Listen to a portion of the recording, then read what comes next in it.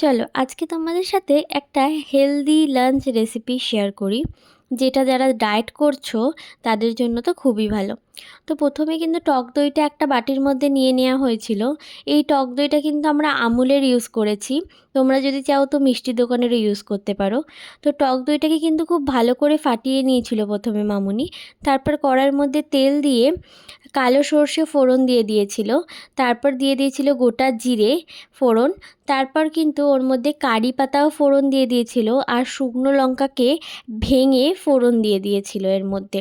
এটা যেহেতু তড়কা হচ্ছে তাই এই ফোড়নগুলো দিলেই তড়কার টেস্টটা আরও বেড়ে যায়, তো তাই জন্য দেওয়া। তো তারপর এগুলো দেওয়ার পরে এর মধ্যে কিন্তু পেঁয়াজ দেওয়া হয়েছিল। পেঁয়াজটা কিন্তু খুব ভালো করে আমরা ভাজবো না, একটু সামান্য কিন্তু গোটা গোটা থেকে যাবে, এই রকম অবস্থায় কিন্তু ভাজবো। তারপর কিন্তু তার মধ্যে অ্যাড করে দেওয়া হয়েছিল রসুন, খুব সামান্য রসুন কুচি।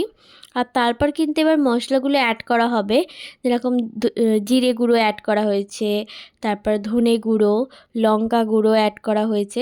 প্রথমে হচ্ছে হলুদ গুঁড়ো দেওয়া হয়েছিল, তারপরে কিন্তু কাশ্মীরি লাল লঙ্কার গুঁড়ো দেওয়া হয়েছিল।